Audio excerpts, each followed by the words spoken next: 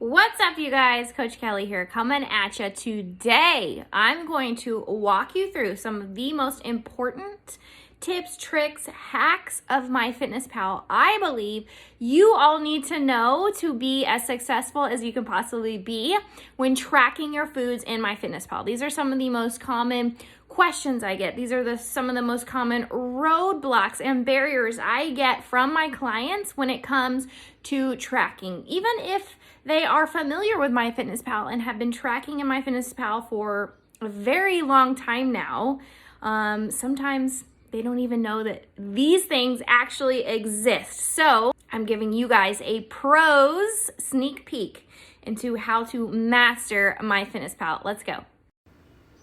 All right, first things first, you guys, let's start tracking. So we're gonna open up MyFitnessPal like so. We're gonna go down here to the bottom to our diary. We're gonna click on our food diary. So this is our diary for the day. For breakfast, we're just gonna select add food. And from here, we can type in, let's say, whole eggs, right? Easy enough. We're gonna click search, boom. There we go. We're gonna select a whole egg and then we're going to add, how many of those eggs did we have? We had 3 total, right? We're gonna select this check mark up at the top and that adds 3 whole eggs into our food diary for the day. Now let's say we're down here at dinner. We've already eaten our breakfast, lunch, and snack. And we want to add something like, let's say, pasta. I've got some pasta here on hand. Comes out of a box. It has a barcode on it. We can select this barcode scanner up at the top, okay? And we can simply just scan our barcode just like that. Boom! MyFitnessPal knows exactly what we're eating. From here, we can enter the amount of servings. A single serving is 56 grams of uncooked pasta. So we want to make sure that we convert that appropriately by measuring out how much uncooked pasta we're having and then measuring out how much, cooked pasta we're having, dividing that however we need to. And let's say we have 1.75 servings. Boom. Done. Another trick that is so useful to know about is that you can adjust how you're tracking the serving. So for instance, if we're tracking, let's say we have 9 tablespoons of this salsa here. Now, a serving size is 4 tablespoons. So instead of figuring out how many servings 9 tablespoons is, we can select the servings, just change it to a single tablespoon, and then we can say that we had 9 tablespoons, and it will tell you exactly the macros and the calories for 9 tablespoons instead of what it was saying default at 4 tablespoons per serving. Well, 9 is like 1 or something, 2.2 or maybe 2.25. Another awesome example of that same feature is, say you're measuring blueberries and for whatever reason you've got 33 grams of blueberries. Now the serving size in MyFitnessPal is 1 cup. You have no idea how many cups 33 grams of blueberries is. Maybe it's 0.87 cups of blueberries. I don't know, but you can select the serving size and adjust it to grams. And it will tell you exactly the macros and calories for 33 grams. Instead of trying to convert 33 grams into how many cups is that? I don't know. Now, something else we want to make sure that we're doing when we're tracking different foods, such as, rice or pastas or meats, anything that you cook, you want to make sure that you are selecting either raw or cooked food. So say, for instance, I'm cooking 93% lean ground beef. I want to make sure I'm selecting an entry that's cooked versus maybe I want to select an entry that's raw. It doesn't matter what you choose. Doesn't matter how you weigh your food, just make sure if you're weighing your food cooked, you enter it in as cooked. If you're weighing your food raw, you enter it in as raw, because 8 ounces of raw lean ground beef is not going to be the same as 8 ounces cooked lean ground beef. So you definitely want to make sure that you're logging it appropriately. Another awesome tip for logging is the multi-add feature. So let's go into our food diary and add something for lunch. Now, instead of going through and selecting one thing at a time, we can actually select multi-add, and we can begin to pick out as many of these items as we want from our past history. Then we can add them all at the same time, and boom, they're in there. Now from here, we want to make sure that we go in individually and adjust the servings to however much we are having that day, because it might be different than how it's logged in our history. Another really awesome feature you can use in MyFitnessPal is when you're adding food into your food log, you can actually select meals up here at the top and just add your meal, your entire meal from the day before. Easy peasy. Yesterday's dinner was 4 items, and we can just select that entire meal and repeat from yesterday. Now, oftentimes people get a little tripped up when they're out to eat, say at a restaurant. Well, a really cool feature MyFitnessPal has is right up here next to the search for food bar is this little location tab. And you can actually select restaurants that are in your area, wherever you happen to be. And a lot of times these places will have their menu items in MyFitnessPal already. And you can just select what you're going to be ordering. Now, maybe you're trying to add something into your food diary that doesn't have a barcode. Maybe you've searched it in the search bar and you can't find the right food with the right macros. It's not something you've eaten before. It's not in your history. And you know every time you search for it, let's just say whole wheat pasta,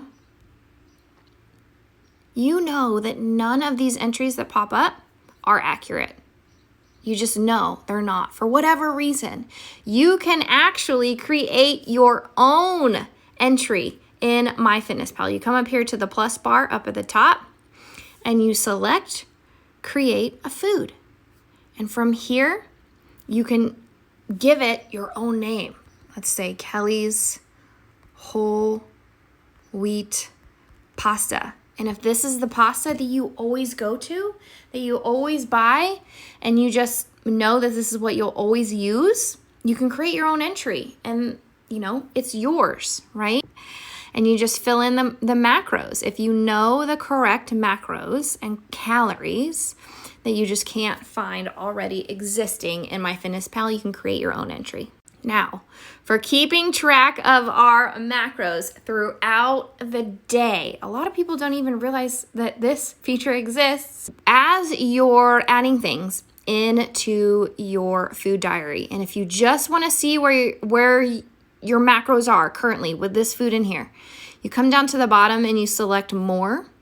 You select the nutrition tab, which looks like a little pie chart, and there are your macros for the day with the food that's currently in your food diary. So if you're pre-planning for the day, you can come to this little chart and you see exactly, I have 103 grams of carbs, 29 grams of fat, 118 grams of protein right now with what I have pre-planned in my food diary, in my food log. So I haven't quite hit my goals for these macros. I need to go back and add some more things. Or I'm over my macros. I need to go back and pull some things, okay?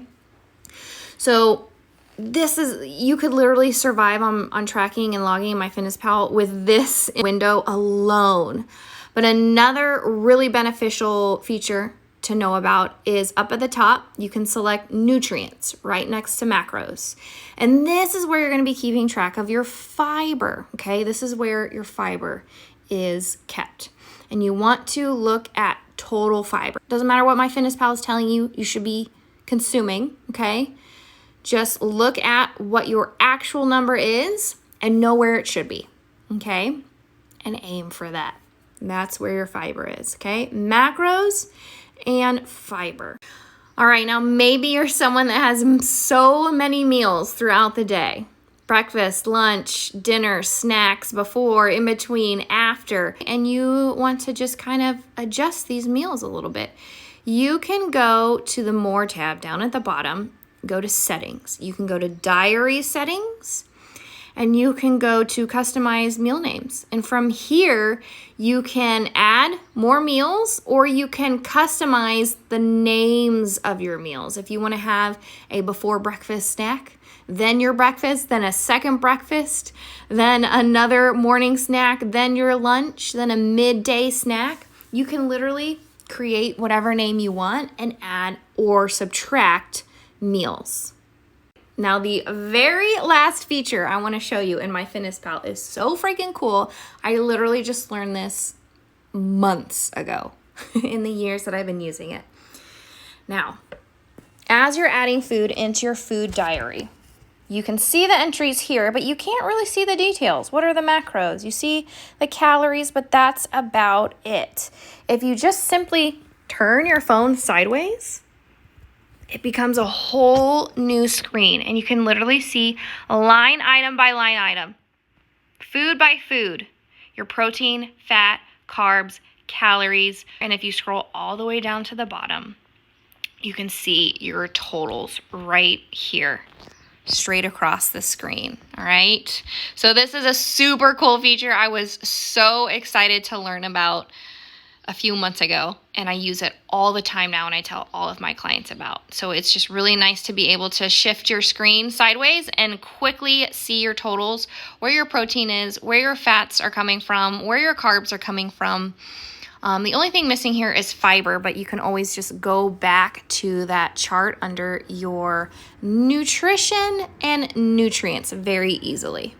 All right, y'all, this is literally all you need to know. All the amazing, awesome features that you need to know to successfully start tracking your nutrition and master MyFitnessPal. We went over how to add, the different ways to add, scanning barcodes, entering your own entries, creating your own entries, searching for foods, at restaurant and menu items. We went through how to adjust the servings by weighing your food and then adjusting how much you're eating in MyFitnessPal so you can log it correctly, making sure that you're logging raw versus cooked, whatever it is that you're making, and then how you can also adjust the serving sizes that are being counted in MyFitnessPal. So maybe if you know how many grams of something you've eaten, you can adjust the serving size to 1 gram and then just add however many grams you have actually consumed. I went over how to add multiple items at once from your history. I went over how to repeat your meals from yesterday, where to track your macros throughout the day from that macro pie chart, seeing those amounts down there at the bottom, where to find your fiber under the nutrients tab, how to create custom meal labels in your food diary or add or subtract the amount of meals that are in your food diary, and then also how to tilt your phone sideways just to see line item by line item where your macros are coming from. I hope all of this awesome information helps you track a little bit more efficiently and easier from now on.